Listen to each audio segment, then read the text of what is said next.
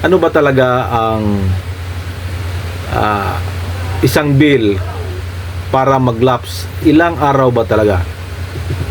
30 calendar days or 30 working days?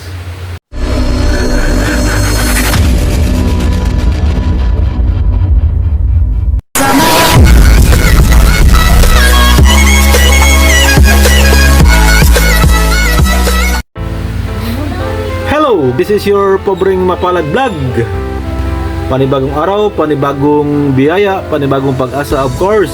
Panibagong vlog tayo ngayon mga kapobre. So ngayon po ay araw ng Sabado. Ano ba talaga ang isang bill para mag-lapse? Ilang araw ba talaga? 30 calendar days or 30 working days? Kailan mag-lapse into law ang isang bill? So mga kapobre, yung bill is dapat kung sundin yung 30 working days bago ito mag-lapse, is mag-lapse yan ngayong July, di ako nagkakamali, July 10 or July 11, mag-lapse na yan yung bill na yan na pinasa ng Kongreso na nandoon na sa kamay ng presidente. Pero pag 30 calendar days kasama na yung weekends, so mag 30 days yan, July 25 kung hindi ako nagkakamali, July 25 kung calendar days ang bilangin. So bakit pa ang tanong natin, bakit pinaabot pa ng presidente na mag-lapse yan? Bakit hindi yan pinirmahan kaagad para naman po makapaghanda ang mga kakandidato, makapaghanda yung mga incumbent, makapaghanda rin yung mga aspirant, of course higit sa lahat makapaghanda yung kumilik. Pero hanggang ngayon wala pa po abot ng isang buwan yan, wala pa. So may agam-agam na isama daw yan sa announcement sa State of the Nation Address ni Presidente, which is mangyayari po yung suna na yan this coming July 28. Yan po ang suna ni Presidente Marcos. So ano pa bang saysay pag i-announce na yan? Wala na pong saysay, wala na pong excited doon, hindi na po exciting yun. Kasi nga kung tutuusin natin mga kapobre, nag-lapse na yan. Gaya ng sabi ko, pag 30 working days, mag-lapse na yan around July 10 or July 11. Pag sundin naman yung 30 calendar days, mag-lapse na yan ngayong July 25. Kung i-announce ni Presidente sa July 28, wala na, nag-lapse na po. Wala na, hindi na po exciting yan. Yung pag-announce, kung i-announce man. Sa atin is spekulasyon lang.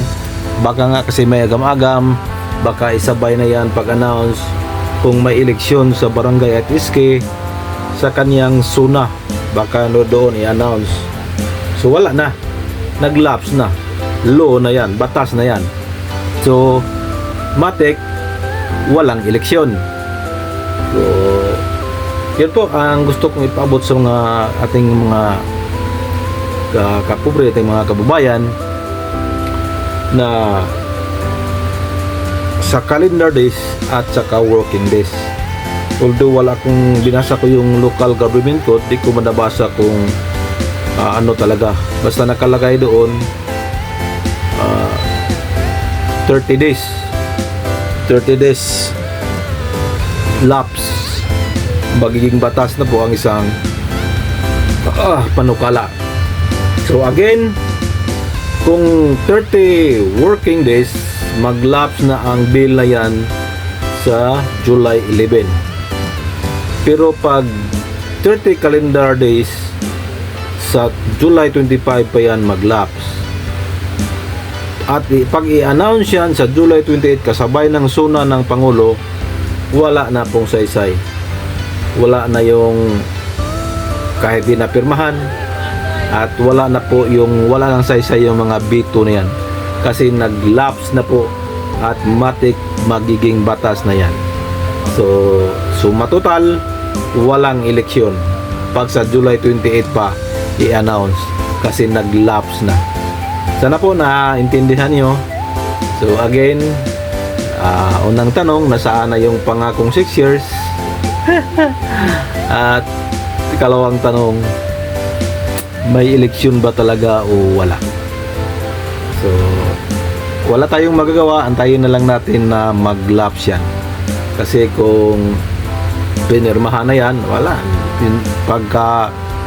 Pagka forward pa lang ng bill na yan doon sa Malacanang, dapat pinirmahan na yan or binibito na yan. Magtatatlong linggo na, wala pa rin tayong nabalitaan. So iwan ko lang ano nang nangyari sa mga advisor ni Presidente Bongbong Marcos. Wala man silang say kung anong dapat gawin. So basta ang agam-agam isabay daw sa announcement sa July 28 suna ni Presidente. Pero wala na yan, kahit i-announce pa yan na may eleksyon, wala, talagang wala na kasi nag-lapse na ang isang bill. So dito na lang po, hanggang sa muli nating pag-uusap. Ito po si Pobreng Mapalad Vlog. Please like, support and share para maraming nating kababayan na ma-share natin tong ating pakipag-usap. Maraming salamat. Bye bye, God bless. I love you all.